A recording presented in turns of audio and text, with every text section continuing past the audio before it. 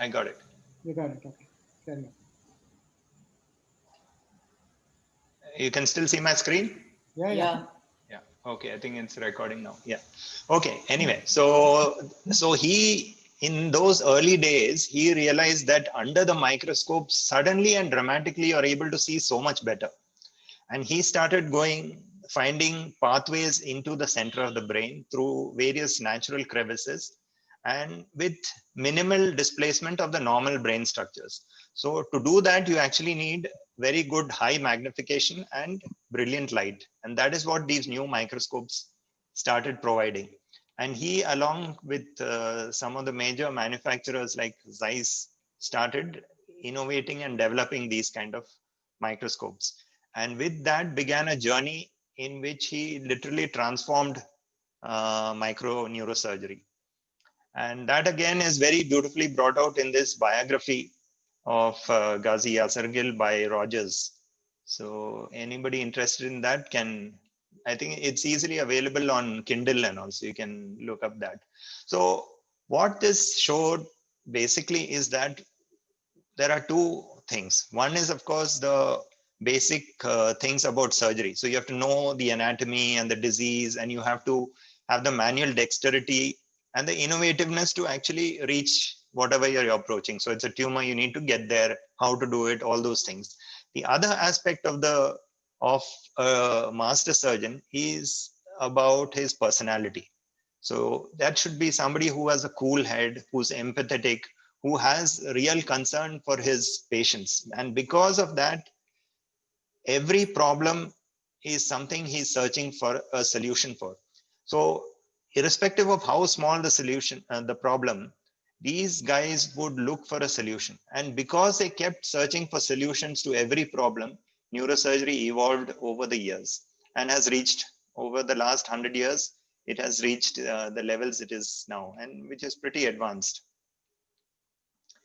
So with this, so how do you train somebody to become a surgeon? How do you train some, like, for example, if I have a student, how do I need to approach that guy? How do I get him to be somebody great like Yasargil or Cushing? And this quotation by the Danish philosopher Kierkegaard says this: that one, when in truth shall succeed in bringing a man to a destination, first and foremost, you have to be careful to find him where he is and start from there. This is a secret of all art of assistance, and anyone who cannot understand this is conceited when he thinks that he can help others. So basically, you have to acknowledge that whatever your student is at whatever level, you cannot have a higher expectation of him that, oh, he has trained and he has passed his MBBS, he should know this. There's no point in that. You have to go to his level. Whatever he knows, you have to accept that and then build upon that foundation. If you need to strengthen the foundation, first you need to work on that. So any training, and there are a lot of trainers amongst all of you today, and I'm sure all of you would have realized this. There's no point telling somebody all kinds of hi-fi things if the very beginning or the foundation he is based on is shaky. So you have to work on that first. So that is the key to all training, and that is what goes into the making of any master. So there are different ways you start off training, and one of the ways is, like, for example, in this swimming pool, you see a trainer throwing the kid into the pool. I remember when Krishna was a young kid, maybe in the 5th standard or so, we took him for this swimming class. And there also this training began like this. You throw them into the pool, and there he used to struggle, and he was so upset. He used to hate that swimming class. And he literally got out of, he stopped going to the pool properly or trying to swim because of the way they used to teach over here. But eventually, by the time he reached the 10th standard, he realized he wanted to swim. And then he figured out how to swim, learned literally by himself or with his friends, and then eventually became a good swimmer. So how you train also has a very great importance. And the second thing is the mindset when you start training. That is again very important. Phelps is considered one of the greatest swimmers, greatest athletes, and perhaps the greatest Olympian of all time. And when he completed his career at the age of 31, he had a total of 28 Olympic medals, of which 23 were gold. That's a record. And 82 over all the tournaments that he did, 82 of them, 82 medals across all his world championships and things like that. He actually started training or swimming because he was so hyperactive during his young age that his mother decided that he needs to get into some activity which will calm him down, and she put him into swimming. At about age 9, he was diagnosed to have attention deficit hyperactivity disorder, and swimming actually helped him to focus a little better. And with this, by the age of 10, he had become a world record holder for his age group. Physically, many things helped him. One is his large arm span, his large torso. Then, of course, his feet, which were like giant flippers with short overall legs. So all these were characteristics which allowed him to swim very fast. Along with this, his diet, he used to eat a lot of calories, although this 12,000 calories a day is probably an exaggeration.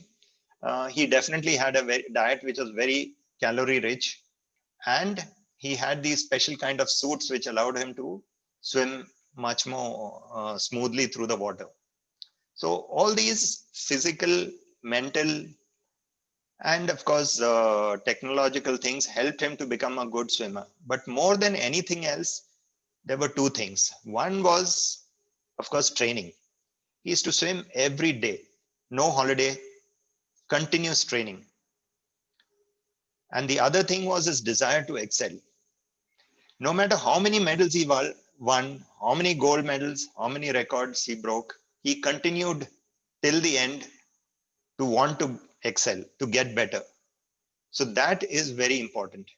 And for all this, it is not just himself, but his trainer, which was important. So Bob Bowman was his trainer from the age of 11 to 31, and he was constantly innovating and trying to get Phelps to do things which would make him even better.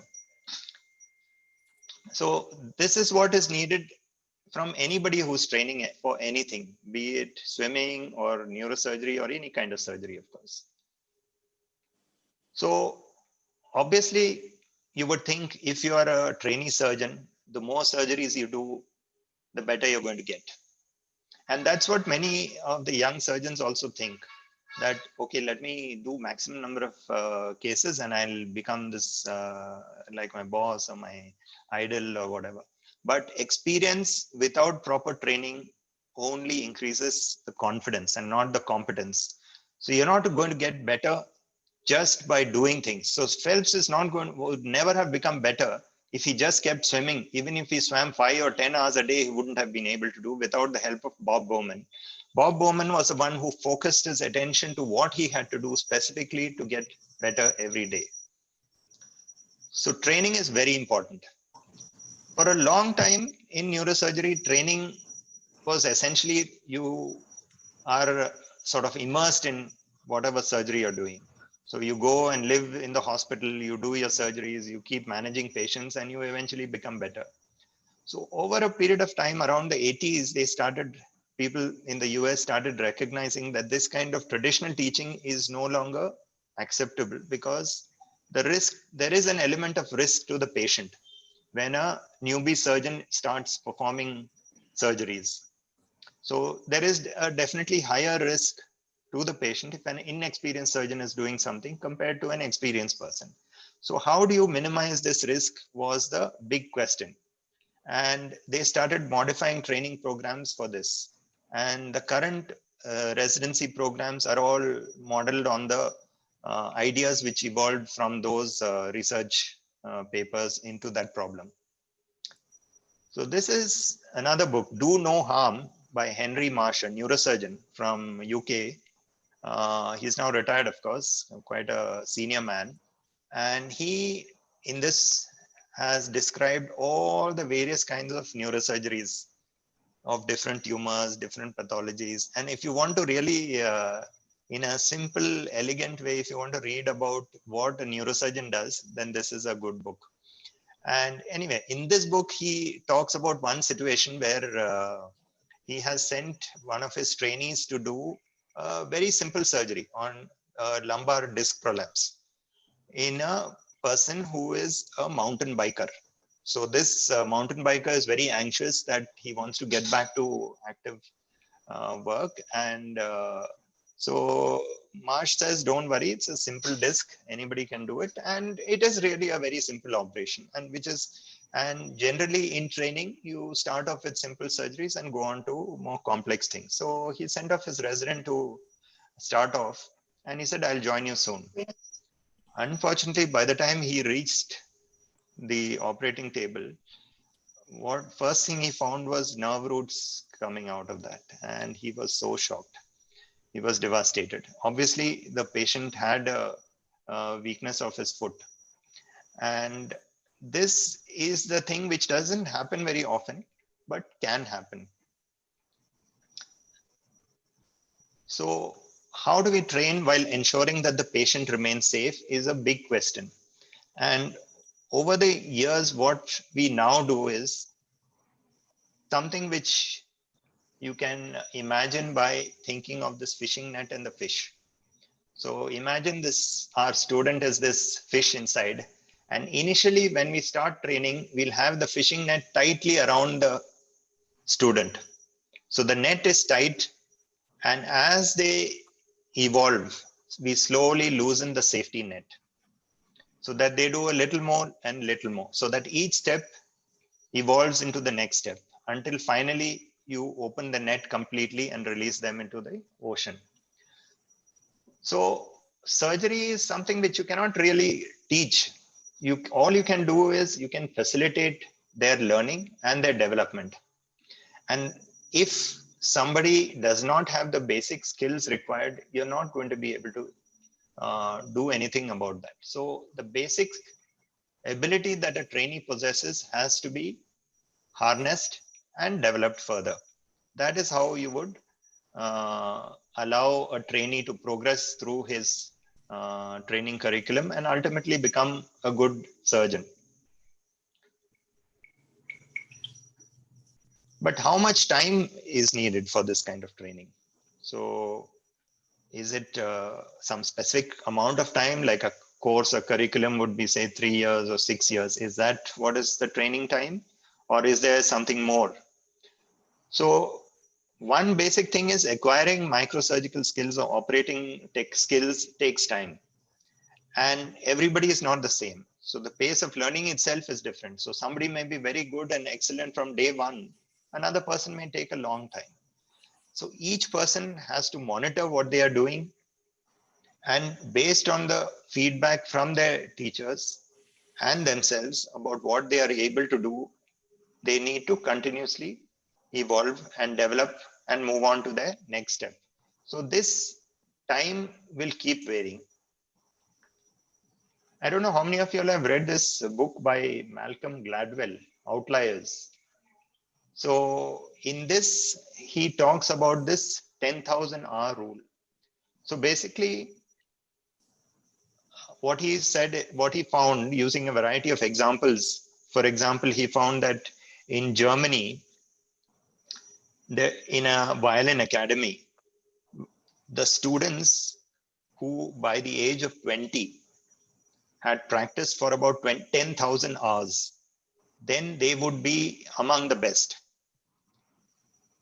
Then other things he suggested, he brought out were, like, for example, in the early days of the Beatles, before their great success, they put in about 10,000 hours of practice playing in Hamburg in the early 60s.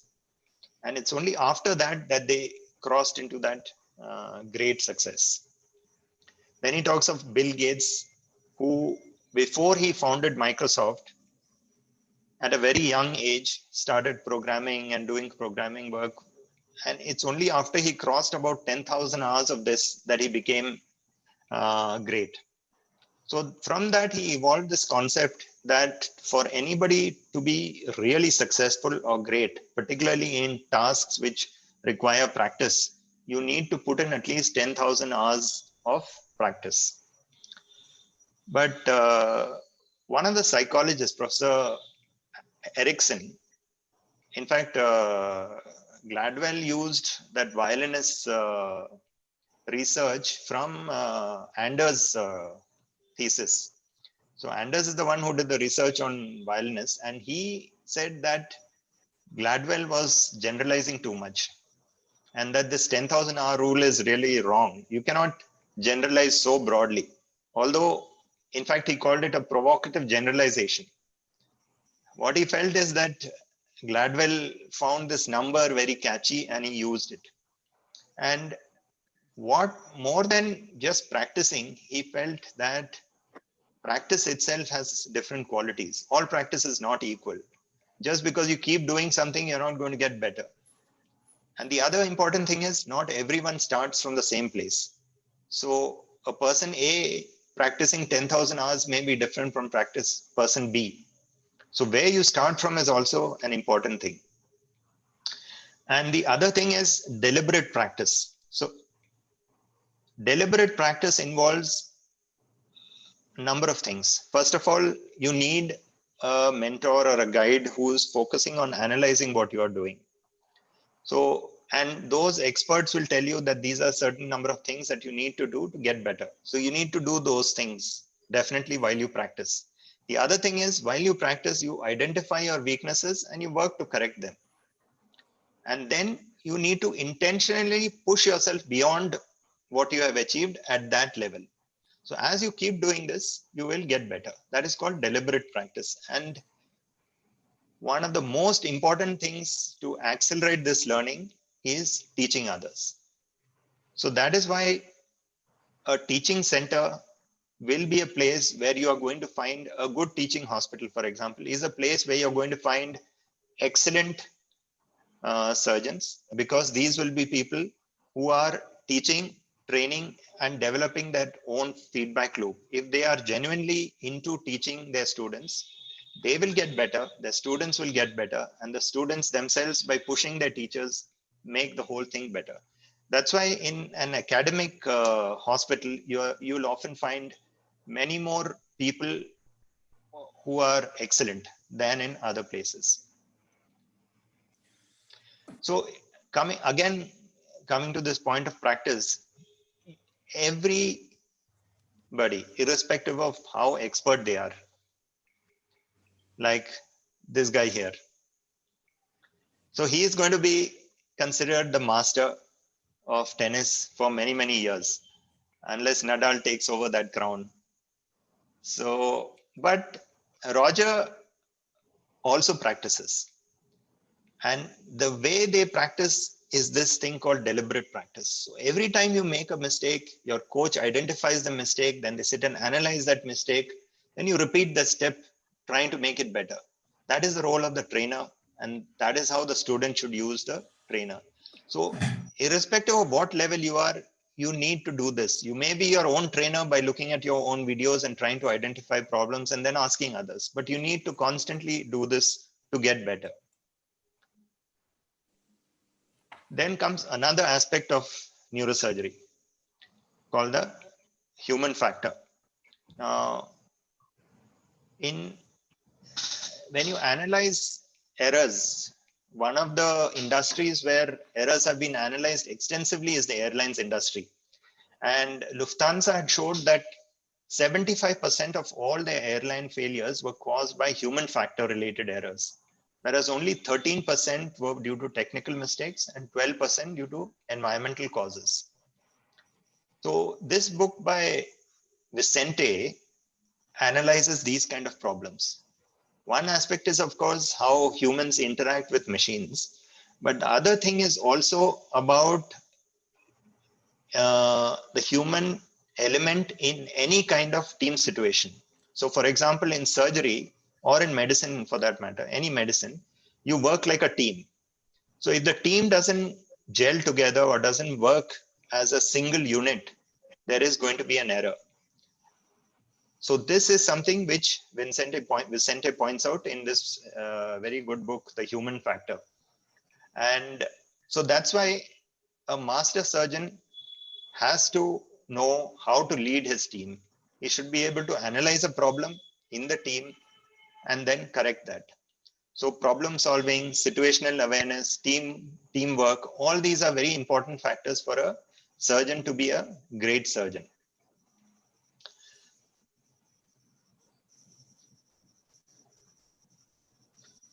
Now, as far as Ravi will probably recognize this focus band. In fact, I remember him telling me about this long time back, about how this band, it's a kind of band which sits on your forehead and analyzes your EEG activity. And they used it to initially improve golfers and them hitting their shots and all. I don't know what exactly golfers do apart from what I've seen Muthuraman sir and all them doing. But anyway, you got to get that ball into the hole. And obviously, if you can get the hole in one, you're much better. So using the focus band, apparently it gives you feedback on how focused you are. The more you're focused, the more likely you're going to reach that. So perhaps things like these are going to enable even surgeons to focus on their task and get better at what they are doing. So to take sutures in a blood vessel which is less than a millimeter in size will require that kind of focus. And probably these kind of technologies will help us to do that sooner than later. So young neurosurgeons would probably be, trained faster if we could use technology like this. The other thing which is coming up is virtual reality, and how using a variety of virtual reality situations to simulate surgery, we are slowly able to get our young trainees to do things in a situation without harming the patient. So you practice, and once you're good at it in a virtual scenario, you can then move on to the real life patient. These are also slowly evolving. This can also be used, somebody like me also can use virtual reality to simulate surgery and do it during the actual surgery. So you practice before surgery and then do it. So training is a lifelong commitment. It's not that once you become this hotshot neurosurgeon, you're done. Once you get the degree, you're done. It's not like that. You keep working on it. You have to keep getting better. And the moment you think that you have become the master and you have nowhere to climb, then you're done for. Somebody is going to climb over you. Let me end this by this quote from Harvey Cushing. So the capacity of man himself is only revealed when, under stress and responsibility, he breaks through his educational shell, and he may then be a splendid surprise to himself, no less than to his teachers. Very interesting. Thank you. So with that, I'll end. Thank you. Thank you, Shubhu. So hopefully I didn't bore you with all my neurosurgical thing. Shibu, No. It was very informative and I have a Shibu, question, Shibu. Tell me. yeah, I have Slide share. You can stop the slide share. One sec. I'll stop the slide share. Stop share. Yeah.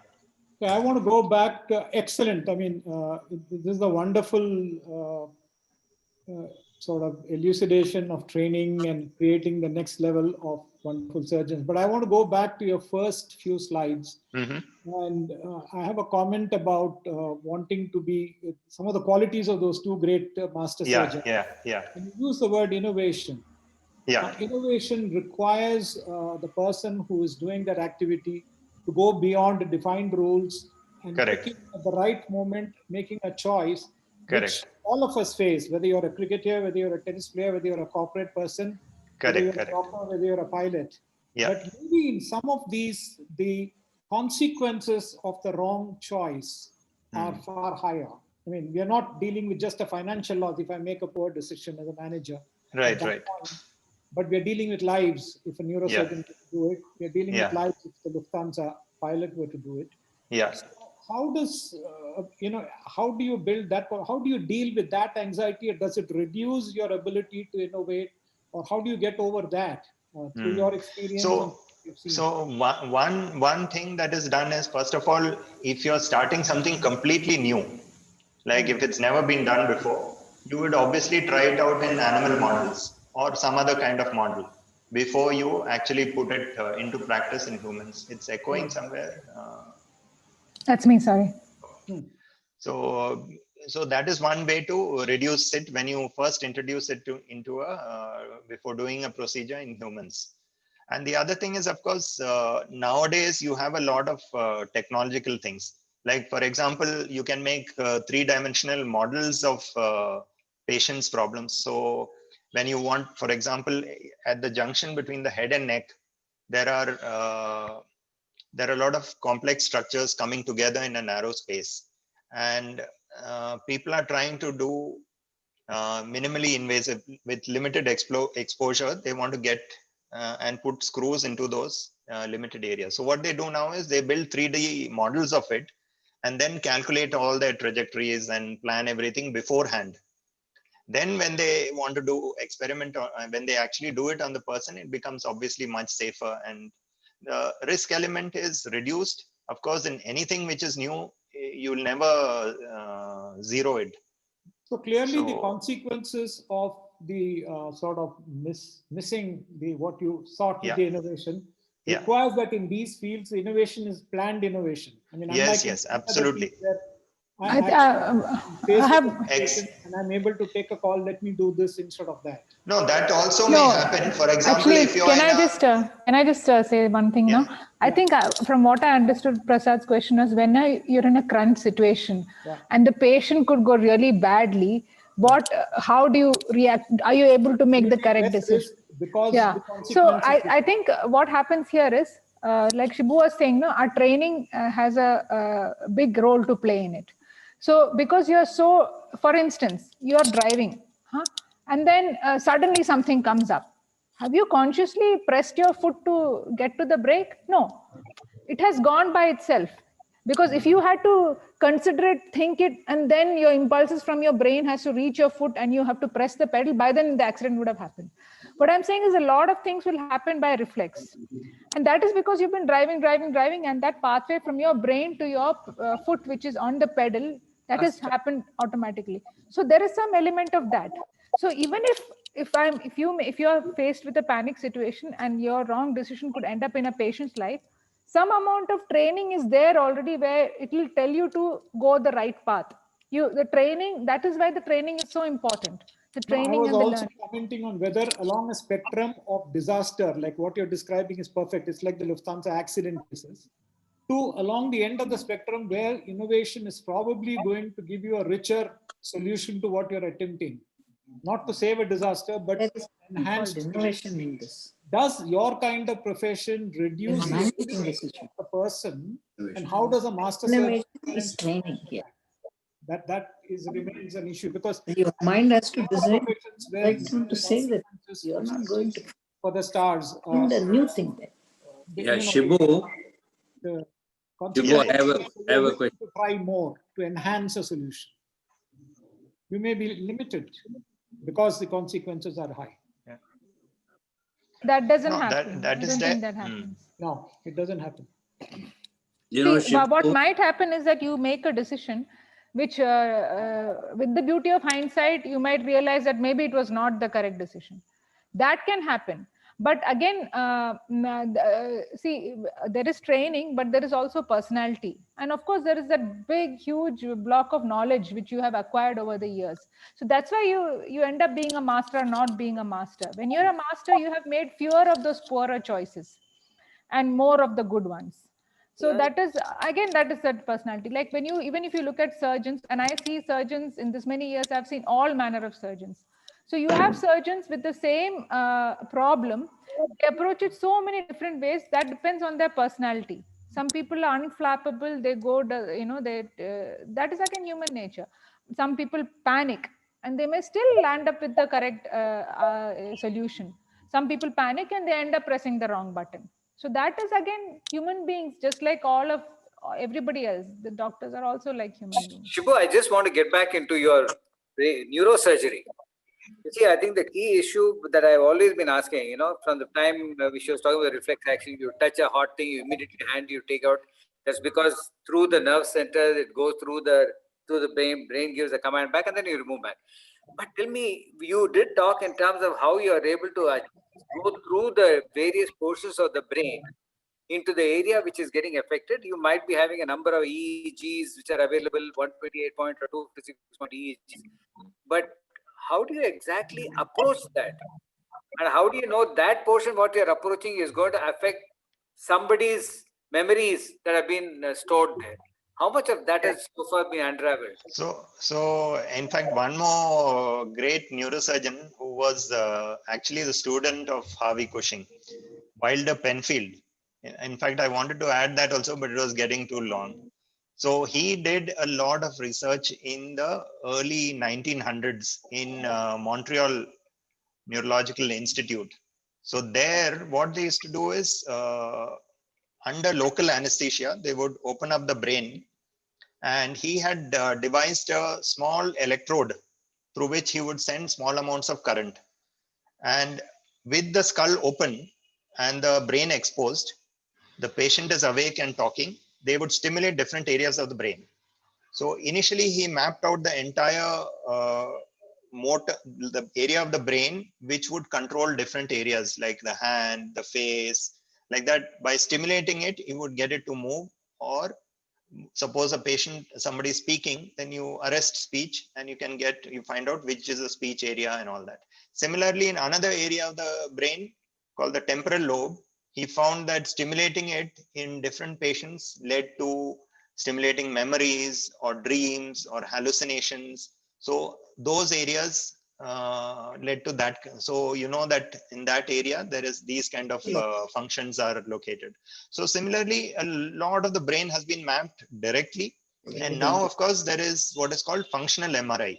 So you have, using the MRI, you can do different tasks and you can find out where exactly there is activation in the brain.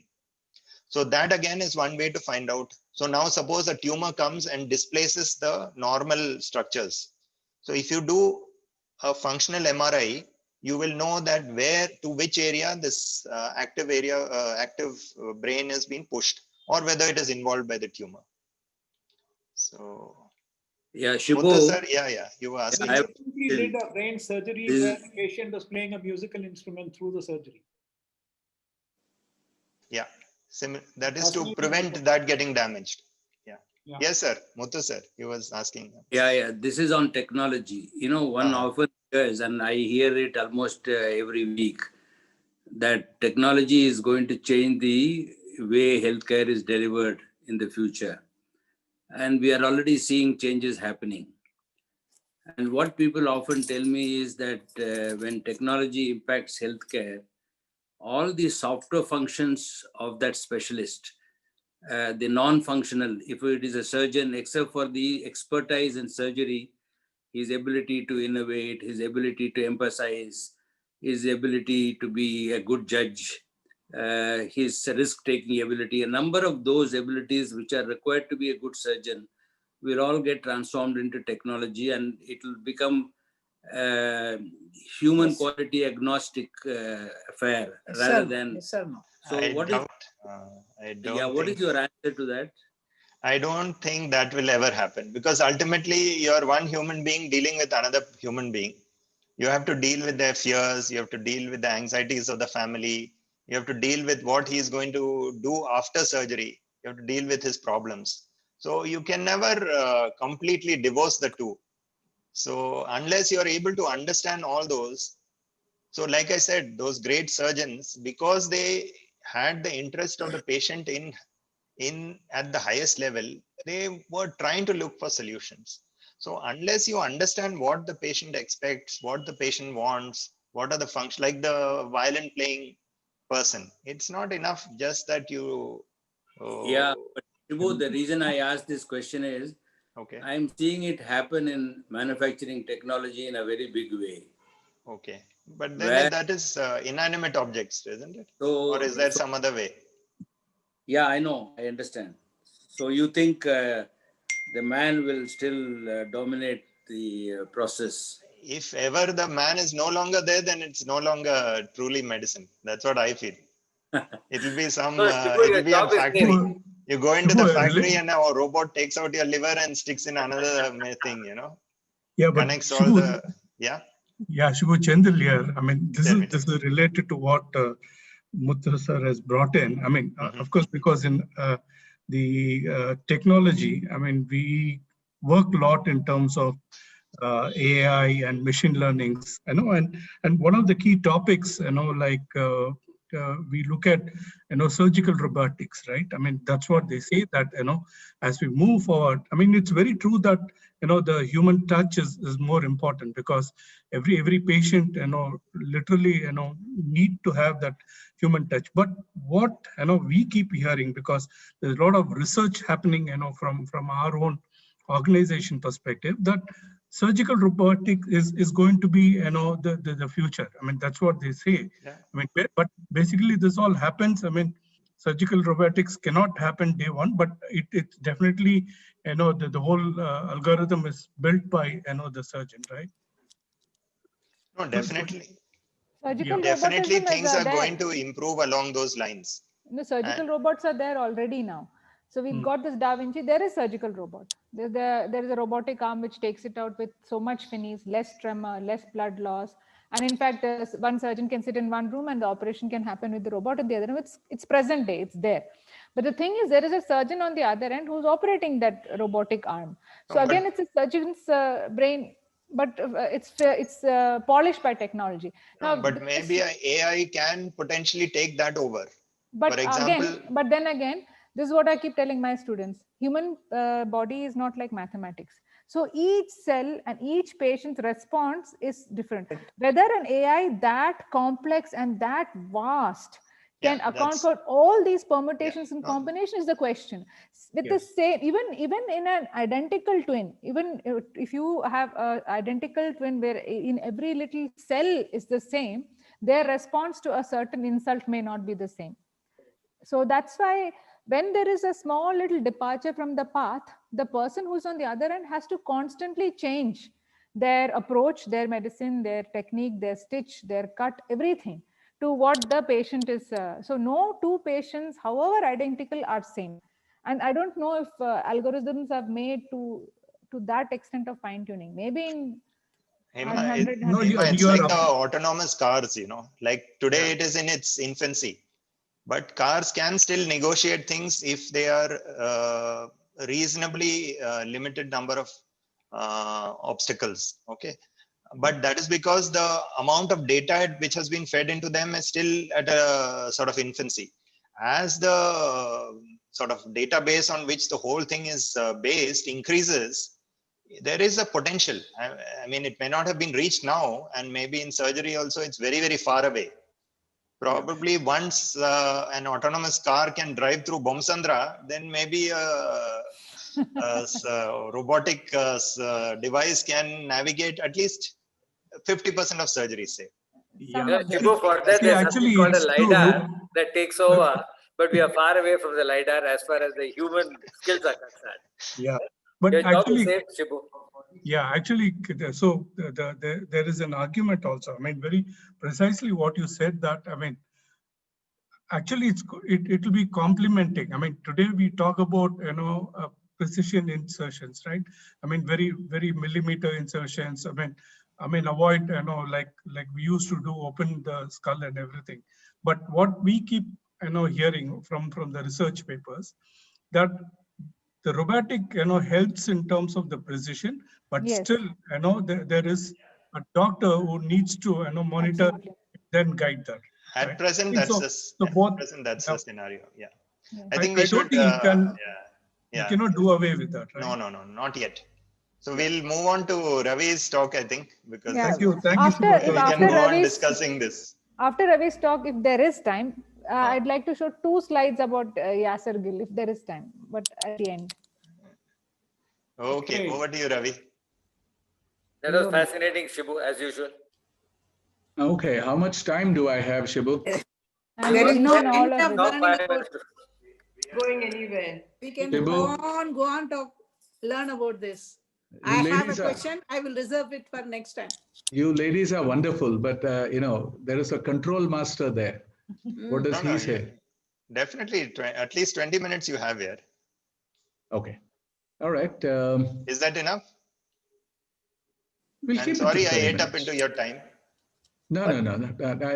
I just want to see how to pace myself. That's all. Oh, okay. Because I must tell you, you're talking of neurology and slightly. The first time I ever fainted was when I was watching a film called Tere Mere Sapne. All right, and in Tere Mere Sapne, in the second half of the movie, there is an operation that happens, right? And in that operation, the hero or heroine is being operated. I think the hero is a doctor and he's operating somebody. And seeing all that bloodshed and everything, I fainted in the theater, in the cinema theater, right? So you talk of somebody's head being taken off and he's still not under anesthesia, and you have done somebody has done an operation. I'm already faint. You must understand that. All right. So person coming without skull. I know. Portion of the skull. So that's one sure way of making sure Ravi keeps to his time. All right. Let me, host, can you allow me to share my screen?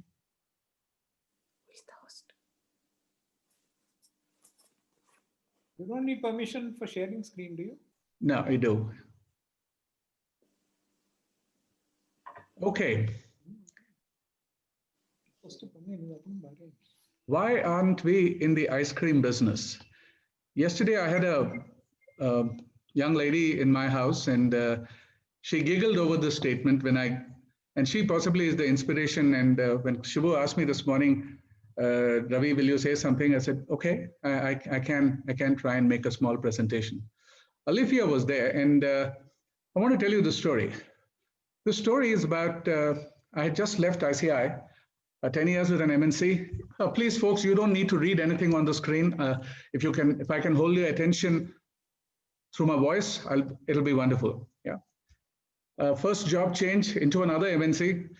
Year was 1989. A mock EGM theater setting. All of us senior brass were present, head honchos themselves. I'm willing to name the company here. This was, I had joined Lipton Brookborn India Limited, and we had Dr. Ganguly and others on the podium making the presentation, right? We knew that there was going to be a question answer. And I was a newbie, and I was what was considered the first lateral entrant into a grade 1, because normally the lever world, they don't do that. And here, to me, was an opportunity to make a mark, to be noticed, to make an impression, while starting with a new company. Imagine the chairman of the group company, all the bigwigs, and of course, the senior leadership of Lipton Brookborn India sitting there. Here's what happened over the next 10 minutes. Presentation after presentation kept happening. And in my mind, I was thinking, Ravi, I have to ask an intelligent question. There is a Q&A that will happen. So there was a gentleman called Anand Bhatia. He was leading the foods business at that time. And he was talking about how Unilever had a huge ice cream presence outside India. And something went on in my brain. Levers don't make ice cream in India, right? Hey, good question. That's possibly what I could ask, right? Okay, Ravi, be careful now. You should ask the correct kind of question. Okay, so Mr. Bhatia, so the mental dialogue is happening now. In your presentation, you said that Ravi, stop it. That's too long. Why do you have to say Mr. Bhatia? You can call him Anand. Okay, so Anand, and so on and so on and so on. There are about 20 different dialogues that I have sort of rehearsed in my mind. What has happened is I missed what is happening during the presentation, right? The presentation, incidentally, was over, and it was Q&A time. But by this time, I had sort of got a few words, strung a few words together, and I said, all right, what I need to do is keep it simple and just say, why aren't we in the ice cream business? So I put up my hand. This was there's a cinema theater on MG Road. It was there. Through the corner of my eye, I see another hand go up. And from the podium, Anand Bhatia says yes and points to the other person, not to me. And that voice blurts out, why aren't we in the ice cream business? I said, bloody hell, my question, I have rehearsed it in my mind 25 times. I've gone through various versions of it. And at that moment, what happened is, Dr. Ganguly used to be called God. God raised his hand and said, who asked that question? I said, oh man, thank God. Thank God I didn't ask the question. And the voice took a name and he said, it's Chandrasekhar or Chandran, V. Chandran. And Dr. Ganguly says, good question. And asks Anand Bhatia to sit down. For the next 45 minutes, he extols on why and what the Unilever's plans are to get into the ice cream business in the country. I've never had a lesson like that in my life. The word I was working with is inhibition. What is it that stopped me from just coming clean, keeping it simple, expressing myself? Because at the end of the day, I had the same question that that guy asked. He got a response, good question, from the chairman of the group, for heaven's sake. And you know what? When they started the ice cream business, who was the first chief operating officer of that business? That guy who asked the question.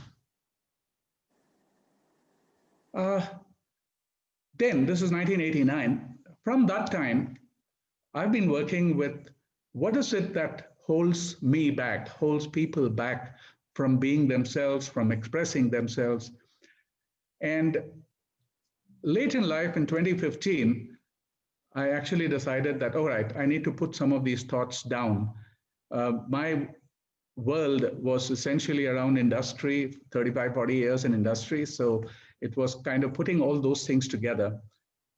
And so Re-Enterprise as a book, as a compilation, is really an expression of a few thoughts, I don't want to say it glorified by saying learnings, things that perplexed me, things that I was impressed with, things that I was disgusted with, frustrated with.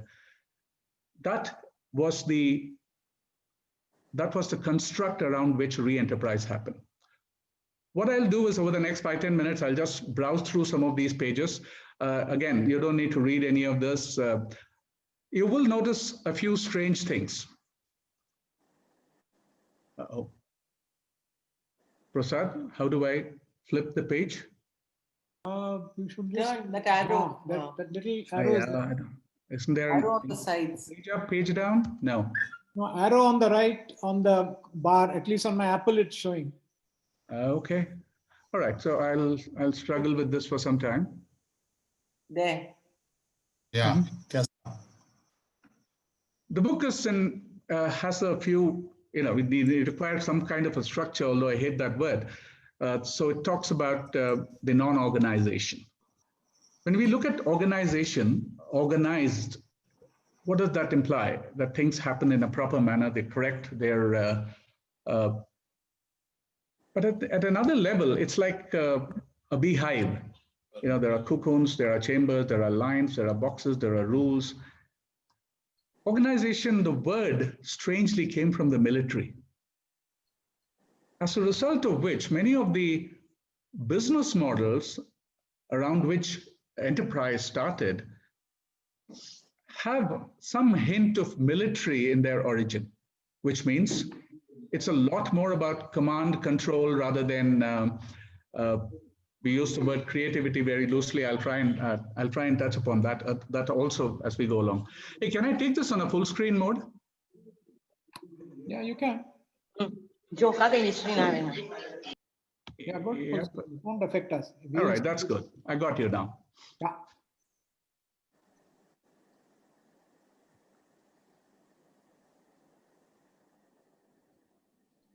So when you look at an organization, the metaphor that came to mind was a cage. During the years 2008 to 2005 to 2012, I ran a primary research in terms of what kind of a company do people want to work in, do youngsters want to work in. And whether it was in a college in Detroit or was it in a campus at Trichurapalli, students seem to be having a certain preferences. Of course, top of mind were companies like the Tatas. Rarely did somebody come up with a Adani or a company like that. But then when we moved the research into another element and said, if you have a choice between XYZ and Google, what would you like to go to? No surprises. Everywhere, all over the world, whether they were young employees, whether they were postgraduate students, undergrad students, invariably they said Google. The next question, what do you know about Google that you're saying that you'd like to work in Google?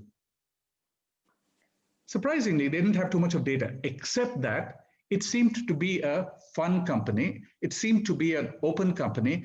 It seemed to be a company that allowed things to, they didn't have, for example, a dress code. They allowed things like work from home. They had flexi hours, and they had, they had a lot of, their offices were not cubicles. Is that a kind of organization that you people want to work in? The answer from the younger generation was yes. I will stop. You'll notice that I'm not going to be structured at all about this. Working with organizations, you find that there's this huge thing about we need to reduce waste. Till literally, a child telling the emperor that he's not wearing clothes, saying, "What do you mean reduce waste? Shouldn't you be finding waste?" Look at the mind, how it has to change in order to start looking at a problem differently. We place so much of if we take the Abbas example, instead of saying that let's make sure that we don't litter, if we were to say let's find litter and take it out and put a process around it, but look for litter, find it, take it out. Which of us would like litter to be around? The question is, do we do it? Day before yesterday, outside Dash's house, I saw an empty Parle bottle lying on the road. I kicked it to one side, and Rohini asked me, why do you kick it? Just pick it up. My walk is at 9 o'clock. I had to ask myself, oh, okay. Either somebody before me has dropped it, or nobody has picked it up. This is not about. I'm sorry. I purposely left it. I can't hear you. All right. The point being, in our minds, how do we approach things? How do we the whole understanding of what an organization should be, what employment should be, seems to be very, very fixed, and people seem to prefer to keep those organization models only while we are getting into the future. This worries me. This worries me because somewhere in the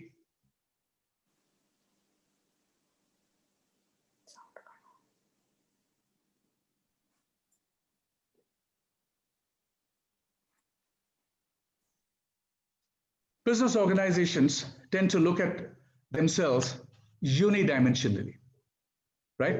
We're all told to focus.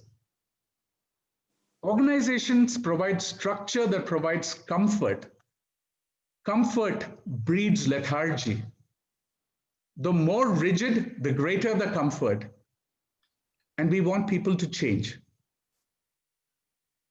What kind of a business what kind of an approach do we need to have in an organization, in an enterprise, that will enable people to actually adapt, embrace, and make change happen when they are provided strict structures, rules by which they have to live? And God forbid, if they break out of those rules, they are actually wrapped in the knuckles.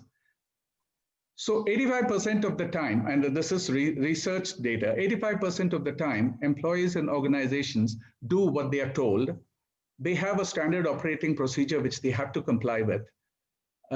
And they are judged on adherence to those standards. I'm bringing this in deliberately because of Prasad's question. How do you bring in innovation then? I think the answer is you need those structures, but somewhere along the line, you need to bring in, you need to practice creativity outside, offline, develop it to a certain acceptable levels, and then bring it back into the organization. Yeah. So but for doing this, one of the biggest blocks is the approach of leadership. What is leadership?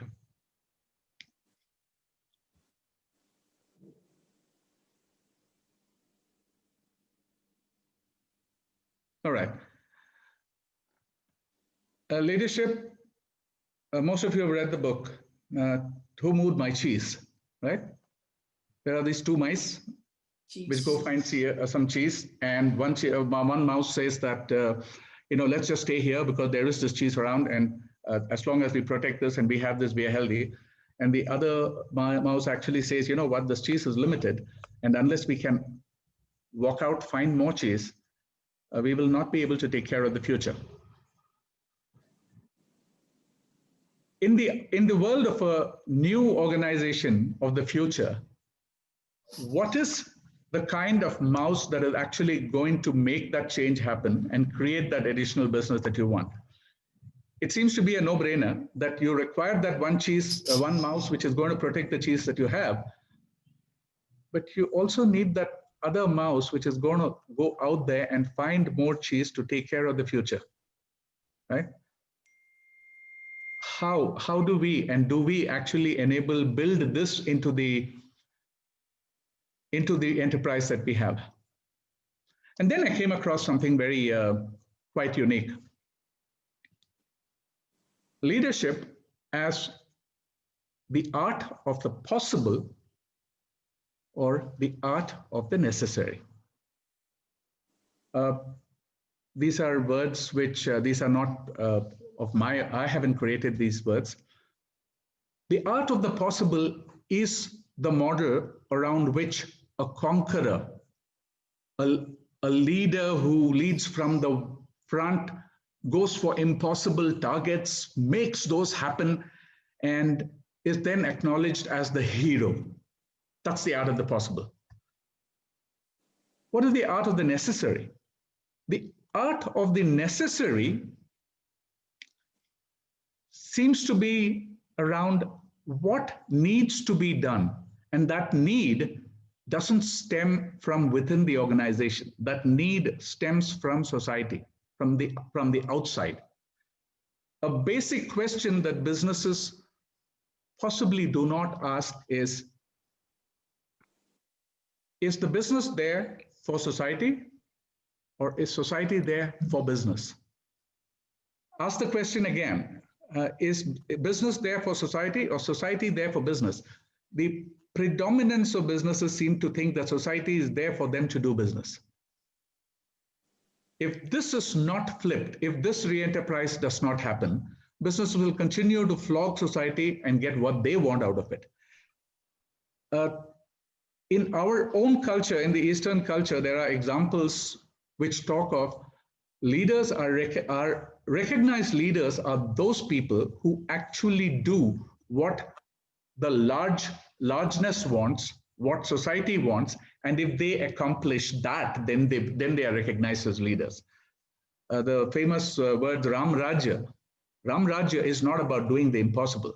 Ram Rajya is about doing what society needs, what the society needs for the future. Re-enterprise element requires leadership to move away, or to also build in this element of the art of the necessary, even at the cost of reducing art of the possible, right? Some of these things were what created this flow of why write it like this?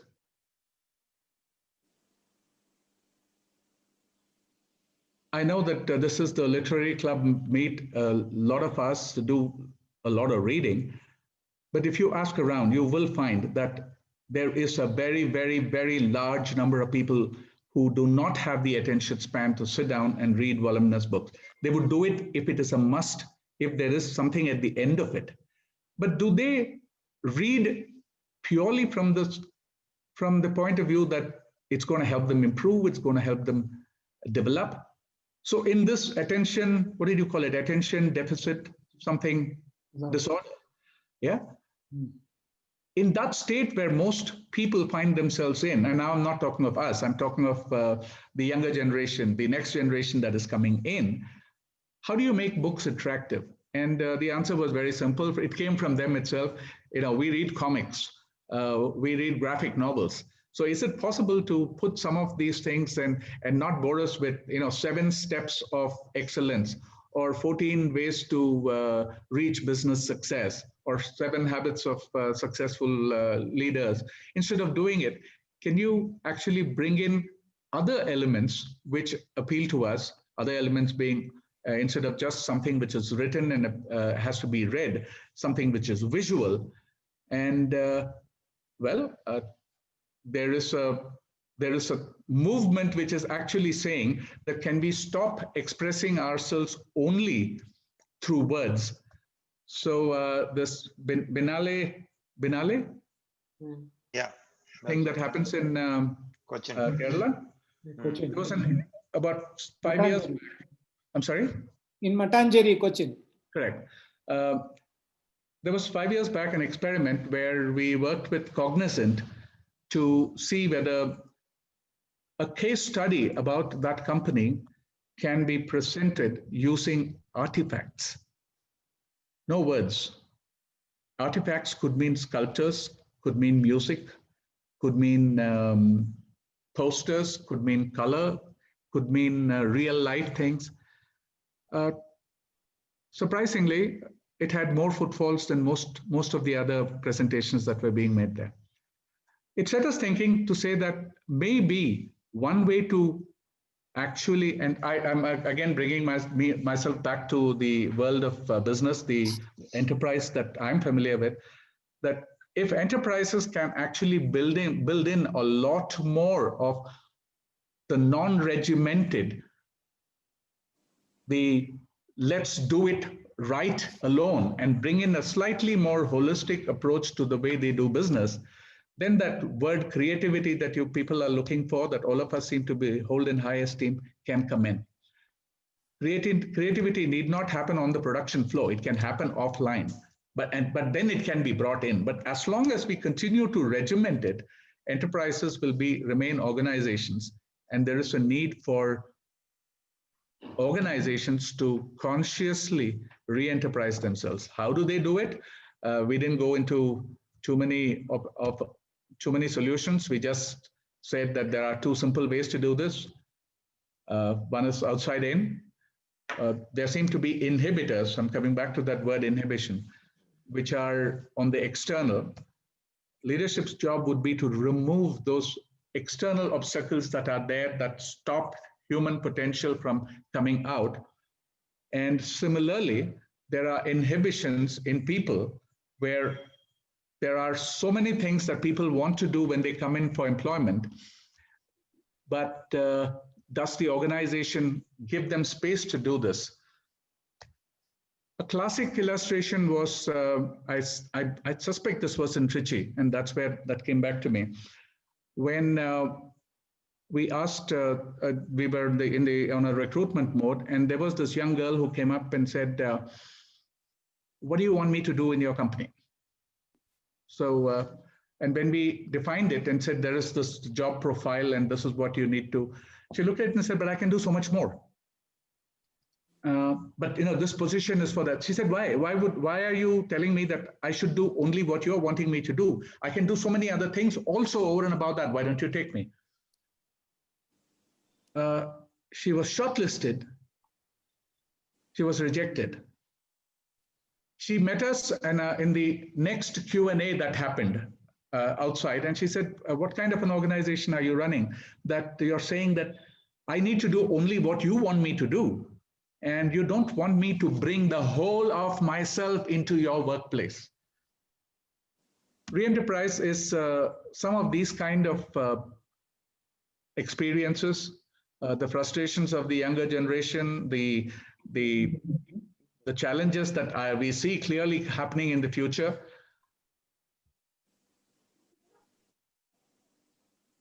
Nothing much more. I'm just trying to, yeah. There, you see on the left-hand side, right? How many squares were there? 16. I'll show it again. Left-hand side. How many 16. squares? 16. No, more. More. Each of those 4 you have to count. Yeah, 16, 16 plus. How many? Yeah, so many. many? You have to count all of them. 21, maybe 24. And the whole thing as well. 17, 19, 20, 21, 17, 3, But Ravi, if you just like you don't want to read when there is no aim, you tell us what the price is going to be, we'll tell you the answer. Yeah. Anyway, it's not 16 for sure. That's what you're angling for. 29. The point. Thank you all. That's exactly the point.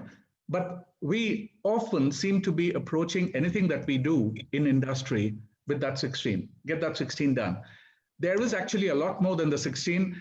To the common eye, with a little bit of calculation, you'll discover that it is 30. And it's not very difficult to understand that.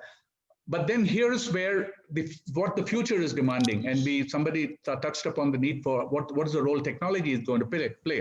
But before technology, there is also, I don't want to decry engineering and mathematics. You look at the square on the right. Now, if you're going to do the same formula that you adopted here to determine how many squares are here, we're going to be waiting here a long time, right? So here it is, these 4 are 1, these 4 are 1, this 4 are 1. But you do that way, and then you have the 9 Sota squares. All of you to put together, take the big square here, the small square in the middle, and you suddenly discover that there are 30.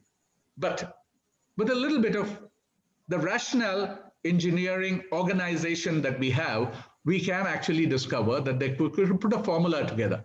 And that formula would really say that if you were to say 1 and 2, if there are 3 plus 3, 7 squares here, 7 7's 49. So if you were to do 1 into 1 plus 2 into 2 plus 3 into 3 plus 4 into 4 and go on and up to 7 into 7, do this, and we can do this very quickly. You know exactly how many squares you have here, right? It's easy to do. So now somebody gives you 14 squares there. Rational engineering approach tells you that you can do this. But hello, the place where 2 lines intersect Is also a square. is also a square. To do this, organizations will pay an arm and a leg if people start delving more into themselves. So there is research which actually says that there is hardly 14.5% of the individual's capacity that is brought into any business, into a job. 14.5% of the human potential is what business enterprises are using. We need to re-enterprise, right?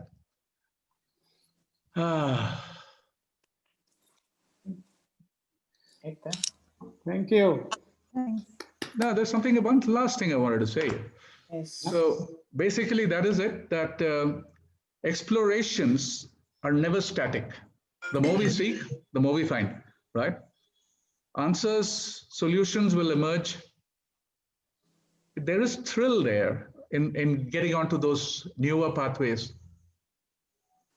If we restrict literature to learning through words, we learn a lot. But if you actually bring in pictures, if you bring in a feel to it, it's going to add a lot more. And I dare say there is a technology around the corner which is going to actually put not just sound, but smell into books. So it's not as though it's a pipe dream. It's happening as we speak. Recreating experiences, newness, reading becomes completely different. That was what Re-Enterprise was all about. There are 4 books available on Amazon, and they have asked me to restock because after a long time I logged in today. So anybody interested, there's some lying at home. I can definitely share it with you. I don't know how many of you recently heard Raghuram Rajan speak. As an intelligent person, as Raghuram Rajan is, IIT graduate and Booth School from Chicago and all that, Reserve Bank of India governor. I am Ahmedabad. Couple of weeks ago, I am Ahmedabad, okay. With That all that, was purposefully left out, Mr. Prasad. okay. You shouldn't leave him. A couple of weeks back, he made a horrific statement. He said business should focus on business and not worry about anything about society. He said something like what Milton Friedman said in 1970. It was really, I was shocked to hear somebody like Raghuram Raman say that in the year 2020. Now I'm glad you left out I am Ahmedabad. Very sad. Ravi, I have a comment. Going back to your He wanted us to get something right. Sorry. Maybe he wanted us to get at least something right. You can't get society right. You can't get business right. At least get business right. Ravi, I have a comment on the Google non-organization, which is where you began. It's fascinating because Google stood for everything and it was not. And it takes me back to 1967 when the entire aerated soda business all over the world, in the developed world, either meant Coke or Pepsi. Somebody came with a lime drink and called it Uncola. So classically, to say Uncola, which is a non-organization, and that all of us know how history was created, and a new category was created in the aerated soda business. So there are strong examples where you find a particular regimented, rule, defined way of doing things, to squarely position yourself as the anti of that in anything and to achieve newer out-of-the-box results. Yeah, Ravi, I want to give you an example. In the Tata Group, there is every year an innovation award night. There is innovation, people apply for the award, and nowadays there are about 10,000 or 20,000 applications every year. There is a jury and all that. There is an award. There are two awards which are the highest. One is the winner of the innovation award, the best innovation of the year. But an equivalent award is the Dare to Try award. That award is rated higher than the innovation award. Dare to Try is announced last. And if there is a chairman of the group and a deputy chairman of the group, it is the deputy chairman of the group who will give the winners award, and the chairman of the group will give the Dare to Try award. Fabulous. And that sends a message, and that has been happening for many years now, maybe 25 years. There is this joke. You talked about the waste example in Arbors, which is about defining what your real problem is. The Russians love to tell this joke of how NASA spent millions of dollars trying to invent ink which would defy gravity, and the Russians said use a pencil. Instead of taking pencil. Yeah. You know, one thing I've noticed, I don't know if it's how far it's true, but the smaller the company, the more agile it seems, the more flexible they are, the more likely they are to be like re-enterprise. Whereas the bigger they get, they become more regimented. Google is at the other end. I have a disagreement on you, but that will keep. No, my example is from what I have seen Narayana grow. You know, Muthu sir, if it is cottage industry, Muthu sir will not agree because Tata is. Hello, this is my show. Listen to me, Shibu. Yeah, tell me. There is no data to support any of this, right? The problem is there are large bodies where if the leadership has an open mind and the leadership wants to do that, dare to try, right? What was my struggle today? I could have easily run through page by page by page. There is discomfort in not doing it in a familiar manner to you, right? That discomfort pushes at least people, one part of the world, into saying that, oh shoot, what else is possible? Okay, is there something that comes out of it, right? That spirit, whether it is a small organization or a large organization, starts from the top. I agree, entirely agree. That's the push that I think needs to happen. And the good news here was the younger generation were the ones who seem to be saying, Shucks, why is it that you want me? You tell me that you bring me for what? You bring me for, ask me what are my qualifications. I say I'm MSc something, I'm a PhD, and you come in here. And after coming in there, you give me a book which says, you know, there are these 17 odd pages. There is this target that you have to achieve. These are the timelines, and do this. But you know what? I can do it better. I'm not going to sit there counting those squares. I can actually evolve a formula. No. SOP, do it like that. If that is happening in a small organization, it's going to stay where it is.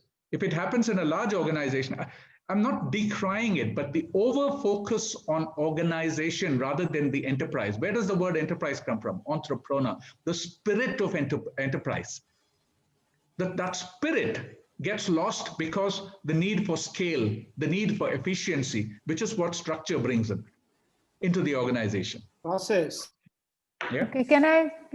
So one question, Can I say one something? comment. Since After Ravi Binny. mentioned Google, we do a lot of work for Google. We also do a lot of work for Spotify. I feel Spotify, I've been to both their headquarters, spent enormous amount of time working with them, consulting to them. Spotify is a notch higher than Google in terms of re-enterprise or the unorganized way of working in a corporate. The only problem is Spotify is not as well known, especially in India, where Google has a large base compared to Spotify. So, Binny, 2015, the book is 2015. Spotify wasn't there. Okay. Fine. Can You're I can I just say something? So in this Arbus Literary Club, today Shibu had this talk on medicine, and Raviji had a talk on re-enterprise. And you will see that so much of discussion, we always veer towards business. Why? Because our entire group is heavily loaded towards the MBAs. Huh? Correct? So I'm going to reclaim this talk right now, and you guys have to yeah, it's all business. Now I have 3 slides to show, and I'm going to show it right now, and all the business people just listen to me. It is hanging with I'm sharing my slide. Yes, madam. Yes, Sunti. Right. Can I share the slide now? Yes. Yeah, and here I'm sharing the slide. We understand it is Durgashtami today. Yeah, exactly. There you go. We are powerful. So this is the first slide. Shibu was telling you about Yasser Gill, right? So I was a neuroanesthetist for quite some time, and I know and I'm married to a neurosurgeon, so I know a lot of inside stories. This is a retractor, which is used to retract the brain in this fashion. As in, these are malleable pieces of metal. This is stuck on a firm frame, and this malleable piece of metal goes inside and retracts the brain. So you have to retract the brain with this metal pieces, and it will stay in the place that the surgeon has kept it. But it will once he has kept it, it will not exert any more pressure. So you have structures going inside the brain, retracting it gently, and the pressure on it is judged by the surgeon. So obviously they'll be gentle. And once it is put over there, it will stay there. No more pressure, no less pressure. And that is achieved by this extremely flexible thing. So you loosen this screw over here, and this one like flaps about, like really, really loose, because these are ball and socket joints. And then once it is in that absolutely correct place, the assistant will tighten it, therefore making it rigid. You're all engineers, so I think you get the, you're understanding the mechanism here? Yes. Yeah. So, yeah, we also see how important metal is to a man. I agree. So we did use engineering here. Now that's all I'm going to allow. No more business. Engineering I will allow. Now the thing is, I came to know that this thing, such an inanimate object, scary thing, is called Layla. It's called the Layla retractor. Such a beautiful name, Layla. I'm like, what is this? And then the story comes out, Layla retractor is named, it was designed by Yasser Gill, and it was named for his daughter. Now, why is that? Because he was inspired by seeing his daughter's toy. So Yasser Gill was inspired to make the Layla retractor, which generations of neurosurgeons have used all over the world, because it's based on a ball and socket, and Laila was the inspiration. That's all I have to say. Very good. Very good, Hema. Very nice way of concluding. Excellent. Hema? Okay, guys. Thank you. Thank you. I reflect it from the business people. Hema. Yeah, Hema, your statement has given fragrance to the whole thing. I love you, Sumati. You said it. Just to wind it up. No. Hello. Hema, Go on. Focus is on enterprise, the spirit of enterprise. My experience is in the business and organization world, but I'm not propounding. I'm saying as long as the spirit of enterprise is retained and brought into every aspect of life, then there is progress, there is newness, there is development that happens. Yeah, like Cooking? Business at all, not at all. Including cooking. Okay, Yeah, but yeah, therefore that's the good. hours Definitely in cooking, Even in definitely in cooking. absolutely. Absolutely in cooking. Shibu, what happens next week? Teach my husband. What? What happens? All right. Thank you, Shibu. What is that, Lakshmi? What were you saying? He'll put it. Lakshmi, what happened? Yeah. What were you saying? Sorry, I didn't hear. No. What is the program for next week? I think it'll evolve by re-enterprise. So next Saturday, Mr. Muthuraman knows somebody who has a great interest in Indian history. So he is going to be speaking. He's already developing a book on ancient Indian history. So he is going to be speaking next Saturday. And along with that, Sujay has said that she'll be also speaking next Saturday. That's the plan. Super. Wonderful. Thank you. Okay. Thank Good. you. Good night. Thank you, everyone. Very Thank you. interesting. Good night. Thank you. Just make